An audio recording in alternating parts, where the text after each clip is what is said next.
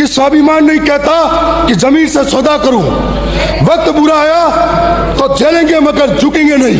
कि प्रदेश का बेरोजगार जो एक तख्त की निगाहों से इन सरकारों की तरफ देखता है। जब कांग्रेस की सरकार थी तब पेपर लीक के बड़े बड़े घोटाले हुए थे और उस पेपर लीक के घोटालों में सरकार ने उम्मीदें जताई कि नई सरकार आएगी, नई नीतियां बनाएगी, नई नीतियों के साथ में हमारे लिए काम होंगे और नई नीतियों के साथ में बेरोजगारों के हाथ में रोजगार होगा।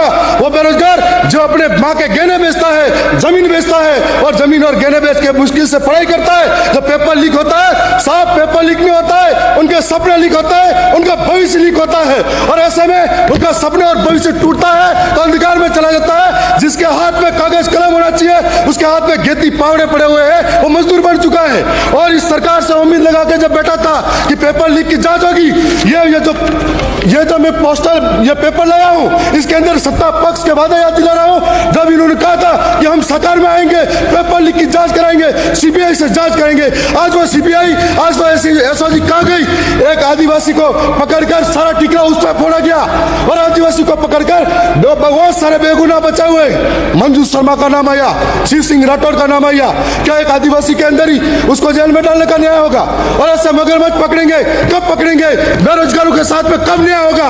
और प्रदेश के अंदर कल प्रश्न का जवाब था 70,000 भर्तियां खाली है, आपने कांग्रेस का नाम ले लिया और कांग्रेस ने गलतियां की इसलिए विपक्ष में बैठा। आप सत्ता पक्ष में थे, आज के पास समाधान होना चाहिए। इसके बाद में आपके पास ये इसका बात का समाधान नहीं था। बैकलॉग भर्ती के अंदर ST/SC के कई सारे विद्यार्थी आज भी बेरोजगारों के पड़े हैं। आपने कहा 3 साल तक आज गणित और विज्ञान के पद खाली थे, लेकिन उस पदों के बाद में बढ़ने का नाम नहीं था। आपसे सरकार ने आज 2 साल बनाम 5 साल की जो बात कही है, मैं सरकार के कहना चाहूंगा आपकी करनी और कतनी में अंतर नहीं होना चाहिए।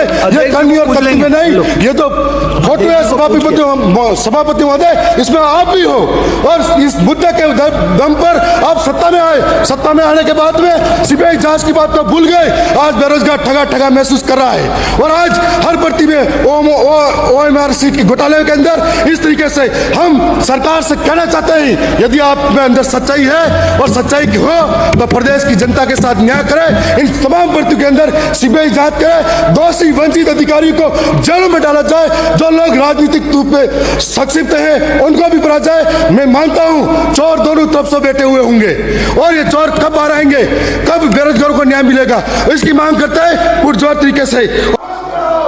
आप ये विराजिए का हो गया, आप विराजिए।